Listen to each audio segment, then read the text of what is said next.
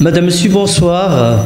Aujourd'hui, sur l'antenne d'Al-Mouatine, nous recevons ici en direct Madame Hinda Djeredi, qui nous vient de Paris, pour nous parler d'un livre qu'il vient d'écrire.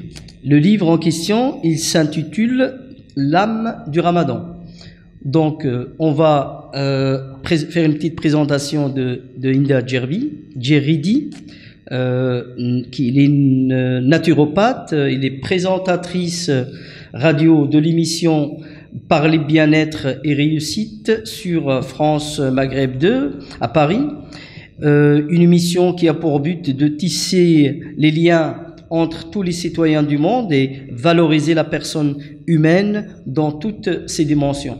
Hinda, bonsoir et bienvenue sur le plateau d'Al-Mouatine. Bonsoir Larsen, merci beaucoup de votre invitation et bonsoir justement à tous ceux qui nous écoutent de la chaîne Al-Mouatine. Merci Hinda. J'ai lu le livre, il est très intéressant, c'est un livre qui porte beaucoup d'informations, beaucoup d'émotions et beaucoup d'amour aussi. Hein. Vous parlez beaucoup d'amour dans votre livre. Donc, l'âme du Ramadan. Oui. Est-ce que vous pouvez nous expliquer pourquoi avez-vous choisi le titre de l'âme du Ramadan? Alors, pourquoi j'ai choisi le titre L'âme du Ramadan? Il faut savoir que je suis quelqu'un qui aime tout ce qui est subtil, sachant que les informations sont beaucoup dans le monde subtil. L'âme est subtile, l'âme est non palpable, on ne peut pas la toucher. Il faut savoir que l'âme renferme toutes les informations justement de la création, toutes les mémoires sont dans l'âme, et l'âme a un but sur Terre. Donc, l'âme doit comprendre pourquoi elle est là sur Terre, rechercher justement sa mission spirituelle et surtout son cheminement, apprendre justement par différentes expériences pourquoi donc elle doit être là sur cette terre, qu'est-ce qu'elle doit faire. Et donc j'aime beaucoup l'âme parce que c'est la profondeur. Voilà. Et la connexion, la relation avec le Ramadan, c'est quoi exactement? Alors la connexion avec le Ramadan, j'ai choisi de parler justement du Ramadan puisque bientôt nous rentrons dans le mois sacré du Ramadan. Oui. Et en fait j'ai voulu apporter à travers ce livre une touche de spiritualité.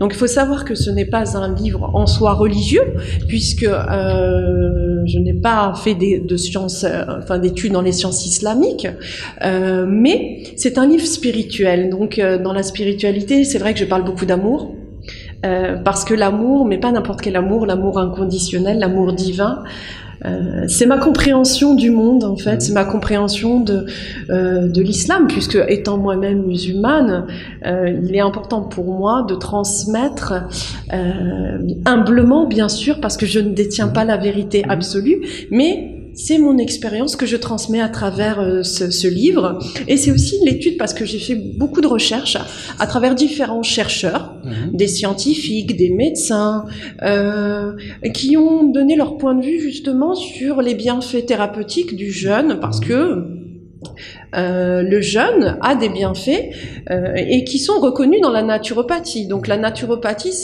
c'est une approche holistique, ça veut dire qu'on va prendre la personne dans sa totalité, contrairement à la médecine traditionnelle allopathique qui, elle, va traiter la symptomatique. Tout à fait. Voilà, exactement. Vous avez mal à la tête, on va vous donner un médicament pour un antalgique, voilà. Alors que la naturopathie, c'est qu'on va prendre la personne dans sa totalité. Vraiment, c'est le corps, l'âme et l'esprit. Vous êtes naturopathe aussi, mais vous avez basculé de la pharmacie vers la neuropathie. Mais qu'est-ce qui a fait que vous avez fait ce changement-là? Alors en fait, c'est un accident. Accident? Oui, j'ai eu un accident du travail. Vrai accident? Oui, un vrai accident. Donc j'ai travaillé 16 ans en pharmacie et c'était un 11 septembre, voilà, pour moi, le 11 septembre 2004. Le 11 septembre? Oui, le 11 septembre. Le jour des attentats? 2004, donc c'est 3 ans après. Okay. Et en fait, oui, j'ai eu un accident, je me suis fait électriser. J'ai été éjectée par l'électricité. Donc en fait j'ai vraiment été éjectée, j'ai été brûlée, donc l'électricité est sortie au niveau de mon coude et j'ai été brûlée, et suite à ça j'ai été en arrêt pendant 1 mois et demi parce que j'ai eu un choc post-traumatique, donc c'était très violent. Suite à ça, et bien en fait ça a été, j'ai été directement vers le naturel, ce besoin de nature, ce besoin de me reconnecter à la source. Tu sors d'une nouvelle révélation, on va dire, ça m'a réveillée, voilà, ça m'a réveillé ce que je suis réellement. Vous regardez le monde voilà, autrement. Exactement, j'ai regardé le monde autrement puisque j'ai failli mourir.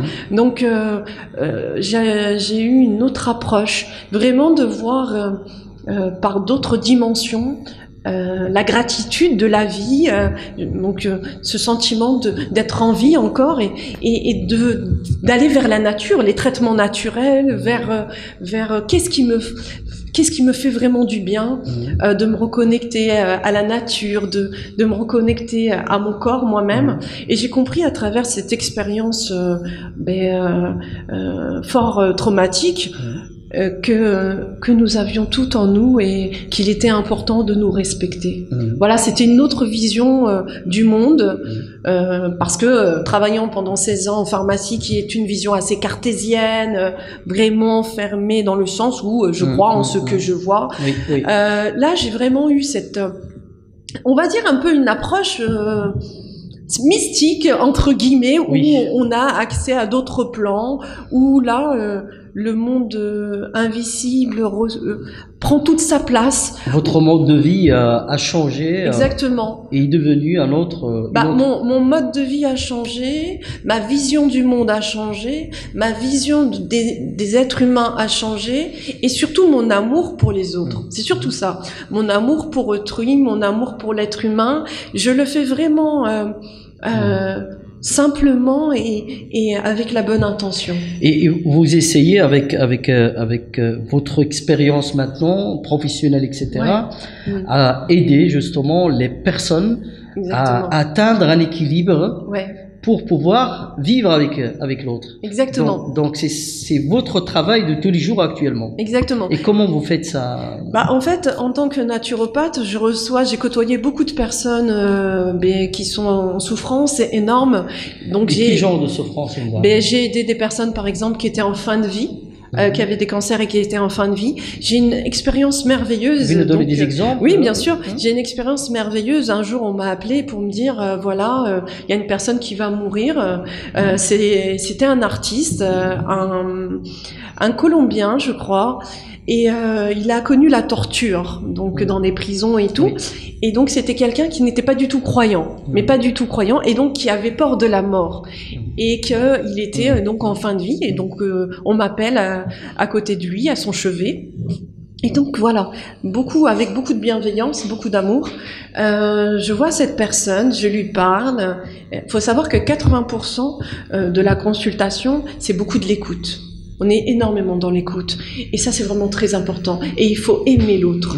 Et donc, par un échange, je parle avec cette personne et je me rappellerai toujours de ce qu'il m'a dit. Il m'a dit, oui, avant, j'avais peur de la mort, mais après cette consultation avec vous, j'ai vu un ange. Et en fait, ça m'a vraiment touchée. Et il m'a dit, maintenant, je peux mourir en paix. Et j'ai accompagné plusieurs personnes comme ça. J'avais aussi un autre exemple d'une malade, pareil, qui allait mourir en cancer et à cause d'un quiproquo. Elle pensait que son père ne l'aimait pas. Et avant de mourir, je l'ai accompagnée pour qu'il y ait justement cette communication avec son père, cette communication verbale qu'elle n'arrivait pas à dire. Papa, est-ce que tu m'aimes?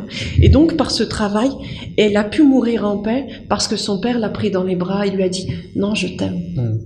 Et puis, vous m'avez raconté dans les coulisses aussi l'histoire du petit garçon dans une pharmacie. Oui, Est-ce que vous pouvez nous raconter ça? Parce que c'est vraiment... Alors, en fait, cette histoire, c'est que... Après, c'était justement après mon accident, quand je suis retournée en pharmacie, ce petit garçon, il avait une otite. Et donc, je le voyais pleurer et crier. Et instinctivement, je suis partie vers lui. J'ai posé ma main au niveau de son oreille. Et ce qui s'est passé, c'est qu'en fait, j'ai senti sa douleur au niveau de ma main. Je peux pas expliquer, de toute façon, c'est comme ça. Et lui, le petit garçon, n'avait plus rien.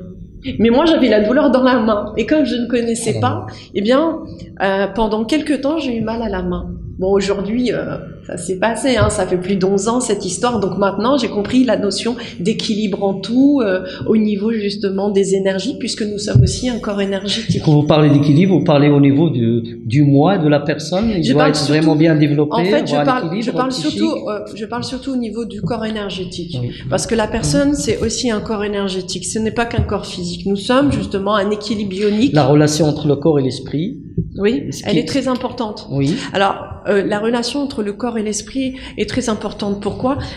Qu'est-ce que la maladie? Oui. En réalité, la maladie, c'est tout ce qu'on a du mal à dire quand on décortique. Ça veut dire quoi? Ça veut dire que chaque émotion négative non digérée va se cristalliser au niveau du corps physique et va créer la pathologie. Je m'explique. Une émotion comme la tristesse va attaquer, quel est l'organe cible de la tristesse? Va attaquer les poumons. Les peurs vont attaquer les reins. La souffrance, ça va être le pancréas. La colère, quand je suis en colère, j'attaque mon foie. Et c'est pour ça qu'il est important justement d'être dans la notion de pardon. Pourquoi? Parce que lorsque je pardonne, j'évite de me détruire. Vous êtes dans la guérison, dans un je suis dans un processus de traitement. Exactement. Oui. Je suis dans un processus d'auto-guérison, mais aussi je suis dans un processus où je coupe les liens toxiques avec une personne qui m'a fait du mal. Mais comment faire à prendre justement un individu, un être humain, cet apprentissage, ce savoir-faire, parce que c'est un savoir-être en fait. Bien sûr. Mais comment l'aider justement à pouvoir connaître ce bonheur-là. Ce champ de voilà. Bien sûr. Mais en fait, c'est à travers les consultations et les gens qui viennent me voir en consultation. Pour ça? Bien sûr. Aussi? Bien sûr, pour tout. Avant même d'être malade, pour apprendre à vivre, pour apprendre Moi, j'ai des personnes qui viennent me voir parce que, en fait, ça leur fait tellement du bien les séances qu'ils viennent me voir, par exemple, une fois par mois, pour se nettoyer des énergies négatives, ou alors pour se reconnecter avec eux-mêmes. Parce que ça, c'est important de comprendre que nous sommes en souffrance parce que nous sommes coupés de la source. La source n'est autre que l'amour inconditionnel. Et cet amour inconditionnel me permet de m'aimer. À dire combien de personnes, il y a énormément de personnes qui ont un manque de confiance en eux et qui ne s'aiment pas. Il y en a beaucoup. Et donc, en fait, j'amène par un travail d'écoute et un travail justement à permettre à la personne de s'aimer. Tout simplement, de prendre conscience quel est le champ de tous les possibles. Est-ce que c'est facile d'arriver justement à imprégner ça chez les gens? Ça dépend des personnes. Moi, je vois que c'est difficile parce que c'est un apprentissage qui demande beaucoup de méthodologie, de motivation aussi chez l'autre pour pouvoir justement admettre qu'il faut un équilibre pour pouvoir vivre avec la société en harmonie. Bien sûr. Mais après... j'ai pas eu réellement de problème avec la plupart des personnes qui viennent me voir. Pourquoi? Parce qu'elles sont déjà dans une démarche personnelle. Elles ont envie d'aller mieux. Elles ont envie justement de se sortir d'un état où elles se sentent. Elles me disent je me sens pas bien, je me sens polluée, au travail ça va pas, je sens vraiment qu'au niveau je suis très fatiguée, je me sens pas bien et tout. Et puis après la séance, je me rappelle toujours de ces personnes qui me disent mais il m'arrive toujours des choses merveilleuses après une séance parce que ça me dépollue, ça me. Vous faites aussi des formations de groupe, vous organisez ça? Oui, j'organise ça et aussi beaucoup de conférences. Vous faites aussi des conférences. Oui, beaucoup de conférences. Pourquoi? Parce que il est important de toucher le maximum de personnes. Il est important de faire comprendre aux gens qu'ils ont tout en eux. La guérison, elle est à l'intérieur de chaque être humain. Nous avons ce potentiel d'auto-guérison. Et ça, c'est très important que les personnes en prennent conscience. Revenons alors au livre, L'âme du Ramadan. Pour qui ce livre est destiné à la base? Pour tout le monde. Pour tout le monde? Pour tout le monde. Oui, même si c'est le Ramadan et puis donc c'est dans l'islam, mais c'est pour tout le monde. Il faut savoir que la plupart des personnes qui m'achètent ce livre sont des personnes justement de confession juive ou des personnes de confession chrétienne ou des bouddhistes ou des athées aussi qui m'achètent ce livre. Et en fait, la plupart me disent la même chose, c'est facile à lire. Et il y a même des personnes qui m'ont dit cette année, je fais le jeûne. Et qui découvrent le bienfait du Ramadan. Exactement. D'une musulmane. Oui. faites d'une manière vraiment très conviviale. Bien sûr. Pour les autres religions et les autres cultures, Bien etc. sûr. Parce que le jeûne, à la base, en fait, c'est une approche thérapeutique. C'est une approche qui va permettre à l'organisme de s'auto-guérir. Parce que, de toute façon, il y a un repos des systèmes enzymatiques, mécaniques, digestifs. Et en fait, cette énergie qui n'est pas utilisée pour tous ces systèmes-là, il va être utilisé par nos propres défenses pour la réfection tissulaire, pour agir contre les cellules malades ou les cellules précancéreuses ou cancéreuses, puisque nous créons nous-mêmes des propres cancers. Et donc, en fait, c'est merveilleux parce qu'on se dit que le corps humain est tellement complexe, mais tellement bien fait, qu'il s'autorégule lui-même. Vous parlez beaucoup de l'amour inconditionnel. Oui. Est-ce que vous pouvez nous expliquer c'est quoi cet amour inconditionnel, Linda? Alors, pour certains, il y a plusieurs définitions, mais pour moi, personnellement, après, ça n'engage que moi, c'est l'amour de Dieu. C'est l'amour divin.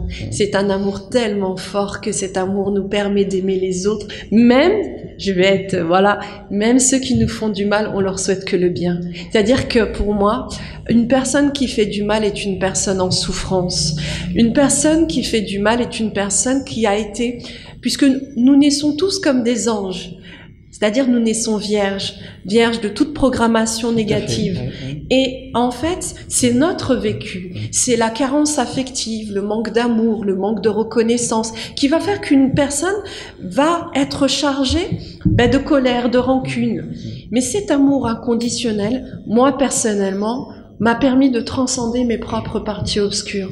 C'est-à-dire que, en fait, mes propres souffrances, mes propres colères ont été transcendées en pardon. Et c'est ce qui me permet aussi, justement, cet amour-là, me permet de me lever le matin et de me dire, voilà, quelle est ma mission? Ma mission est d'éveiller les consciences humblement, bien sûr, humblement, puisque de toute façon, ce savoir ne m'appartient pas et mon devoir est de le transmettre. J'ai cette chance de pouvoir goûter chaque jour cet amour inconditionnel et c'est vrai qu'une fois, je me rappellerai toujours, j'ai parlé avec un monsieur qui lit le Coran tous les jours et qui fait beaucoup de prières sur érogatoire et tout, et il s'est mis à pleurer quand j'ai parlé. Je lui ai dit, mais pourquoi vous pleurez? Et il me dit, mais qu'est-ce que je souhaiterais goûter ne serait-ce qu'un instant ce que tu goûtes toi. Et je lui ai dit, pourquoi? Il me dit, mais c'est une baraka d'Allah. Moi, je prie tous les jours pas encore ça. Et je n'ai même pas goûté cet amour. Et j'ai une autre histoire justement de cet amour inconditionnel où j'ai eu une fois en patiente une femme qui est professeure de Coran. Et puis, je lui parle de cet amour et elle me dit, mais comment tu peux parler de cet amour de Dieu? Parce que moi, je suis professeure de Coran, mais on m'a jamais appris l'amour de Dieu. On m'a appris des lois, on m'a appris le Coran, mais pas l'amour. On m'a jamais parlé d'amour. Et moi, je lui dis, mais moi... Elle me dit, mais je connais pas ce que tu me parles. T'es sûr que c'est le même islam et tout? J'ai dit, mais bien sûr. Elle me dit, non, mais c'est bizarre, moi, tu me parles d'amour. Je lui dis, mais en fait, Dieu est amour. Quand on voit l'histoire, justement, enfin, le Nabi sallallahu alayhi wa sallam, mahabbatallah, en fait, on se rend compte que tout est amour. Quand on voit aussi que Dieu a mis 1% de sa miséricorde sur terre et il a gardé 99% le jour du jugement dernier, parce qu'il sait qu'on est faible. L'être humain est ingrat, il est faible, il se plaint tout le temps. Et en fait, il nous aime tellement qu'il faut se reconnecter à la source.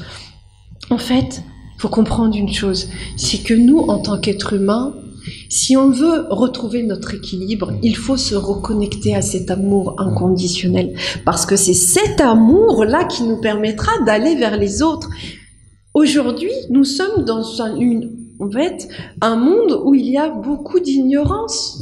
On pense connaître, mais on ne connaît pas. Même moi, je suis ignorante. Je suis encore tellement petite. On est tous ignorants. En fait. On connaît ce qu'on connaît, exactement, ça s'arrête là. Mais ça s'arrête là. Oui. Et en fait, j'ai cette chance et je remercie Dieu tous les jours de goûter son amour. Parce que en fait, c'est cet amour qui me permet d'être aujourd'hui ici. C'est cet amour qui m'a poussé à écrire l'âme du Ramadan. Parce que je me suis dit, un jour, j'ai dit, oh mon Dieu, je suis tellement fatiguée, je transmets. mais je suis fatiguée. Je lui ai dit, tes créatures, elles comprennent pas. Ils sont difficiles. Ils sont difficiles. Et je me dis, mais je peux plus, je suis fatiguée. J'ai dit, moi, je vais m'occuper de ma famille, je vais m'occuper, voilà. Impossible. Et ben, en fait, non, mais tu sais ce qui s'est passé? C'est que même pas une seconde après, mon téléphone sonne. Je dis, allô? Et en fait, c'était sur Messenger et c'était un jeune du Tchad. Il m'appelait du Tchad. Je dis, allô, oui. Il me dit, Inda, je voulais te remercier. Je lui dis, pourquoi? Il me dit, grâce à tes vidéos, grâce à tous tes messages d'amour que tu transmets sur justement les sites YouTube et tout. Il m'a dit, tu sais ce qu'il m'a dit? Il m'a dit, je me suis convertie à l'islam. J'ai dit, mais je prêche pas. Et il me dit, mais en fait, c'est l'amour que tu as qui m'a fait comprendre ce que c'était que l'islam. Et il me dit, tu sais aujourd'hui ce que je fais? Je lui dis non. Il me dit, je vais dans les rues et je vais offrir des Corans à des orphelins dans les rues. Et là, je me suis mise à pleurer et j'ai dit, mon Dieu, j'ai pas le droit d'arrêter. J'ai pas le droit d'arrêter. Oui. J'ai voulu arrêter, tu m'as montré en une seconde que je pouvais pas arrêter. La décision qui, en fait, ou soit la motivation qui vous a poussé à écrire ce livre, Inda. L'amour de l'humanité. En fait, c'est l'amour des êtres humains. Comme c'est à la base, c'est un livre humaniste. C'est un livre vraiment. Il est spirituel, le livre, ou pas? Oui, il est très spirituel. C'est comme je disais, hein, c'est un livre porté sur l'amour, la tolérance, le non-jugement. Le respect de chacun, être aussi pour moi, encore une fois, ça regarde que moi. Quand j'ai travaillé en pharmacie, j'ai travaillé beaucoup dans des pharmacies, avec des titulaires de confession juive. Et je m'en rappellerai toujours, donc le vendredi, on me disait Shabbat Shalom, parce qu'on pensait que j'étais de confession juive. Et moi, je disais Shabbat Shalom. Et un jour, je m'en rappellerai toujours, il y a un écrivain qui rentre, qui déteste les musulmans. C'est comme ça. Et il parle avec moi, et puis il me dit, vous savez, les musulmans, ceci, cela. Je le regarde, je lui dis, vous savez que je suis musulmane? Et il me dit, non. Impossible! Vous n'êtes pas musulmane. Je lui dis, pourquoi? Mais vous ne ressemblez pas à un musulman. En fait, je suis quelqu'un de très discrète. C'est personnel, c'est intime, c'est entre moi et Dieu. Je n'impose pas ma vision des choses aux gens. Je suis beaucoup dans l'amour et la tolérance. Et ça, c'est quelque chose d'important pour moi. Il y a plusieurs chroniques dans ce livre. Ouais. Et la chronique qui vous a plus touché? Alors, la chronique qui m'a le plus touchée, en fait, c'est la chronique numéro 17. C'est sur le Ramadan et le vivre ensemble. D'ailleurs, je peux la lire. Et pourquoi? Vous pouvez la lire, je vous parce qu'on pense que l'islam n'est pas pour l'humanité, alors qu'à la base, l'islam est venu pour l'humanité. C'est quoi le lien entre le Ramadan et le vivre ensemble? En fait, c'est le bon comportement à avoir. C'est le bon moment pour travailler sur le vivre ensemble. Non, mais qu'on partage les repas pendant le Ramadan, exactement etc. C'est ça, c'est le partage. Et moi, je sais qu'il y a des non-musulmans qui me disent, moi, j'adore le Ramadan. Je la regarde, je dis, pourquoi pour les gâteaux? Je dis oui, parce qu'on mange les briques, la charba et tout. Et c'est ça, en fait. On est tellement généreux pendant le Ramadan, etc. C'est ça, en fait. Cette période, pour moi, c'est une période magique. Mais cette période, c'est la période d'initiation qui nous amène à avoir ce bon comportement tout le long de l'année. Parce que ce n'est pas qu'un mois, c'est un apprentissage. C'est un comportement sur toute l'année. C'est ça, c'est un comportement sur toute l'année. Est-ce que vous pouvez nous lire la chronique 17? Je vais me faire un plaisir justement de vous lire cette chronique 17 qui... Alors, c'est le Ramadan et le vivre ensemble. La philosophie du Ramadan plonge les jeûneurs dans une atmosphère de fraternité, de solidarité et de compassion. Celui qui aime ce que prône cette période sacrée doit se montrer le plus discret possible dans sa pratique pour ne pas offenser le non-musulman. Et nul jugement ne doit sortir de son palais.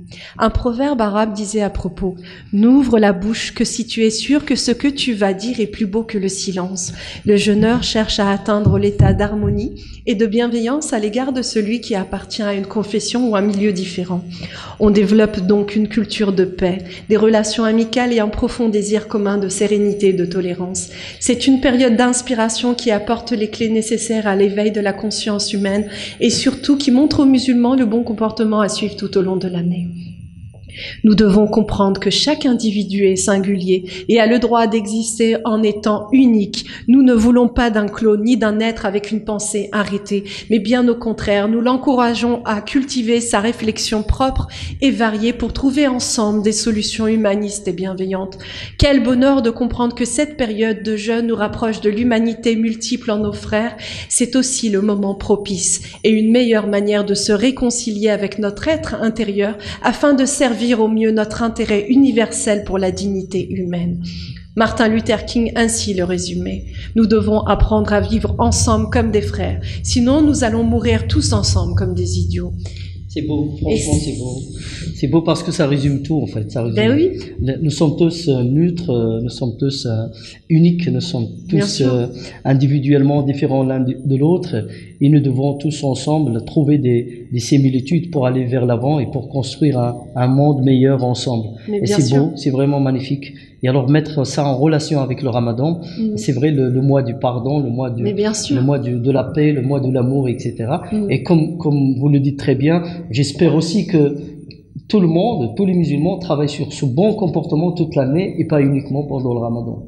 Mais c'est vrai qu'en fait, je me réfère beaucoup au bon comportement du prophète sallallahu alayhi wa sallam dans l'islam, qui lui allait visiter les malades et en fait, malades musulmans ou non musulmans, et son comportement est pour moi le meilleur des comportements.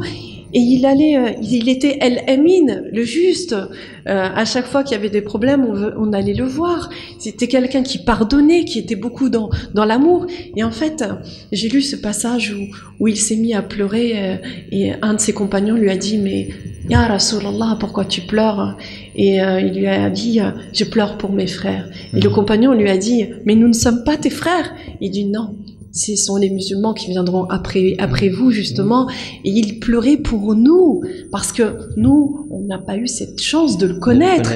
Et je me suis dit, mais subhanallah, Nabi sallallahu alayhi wa sallam, il pleurait pour nous.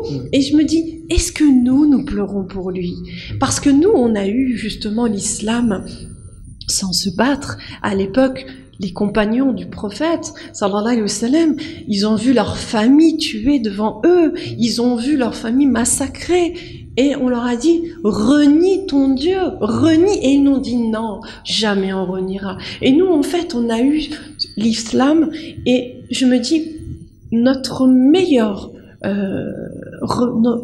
remerciement pour tous ces compagnons et les familles de ces compagnons qui sont morts et le Nabi sallallahu alayhi wa sallam qui nous aimait énormément, c'est d'avoir le meilleur des comportements et d'être le plus utile pour l'humanité tout entière, parce que l'humanité a besoin de nous, l'humanité a besoin de notre bon comportement et c'est important justement d'être dans cet amour inconditionnel et de comprendre que nous devons pardonner.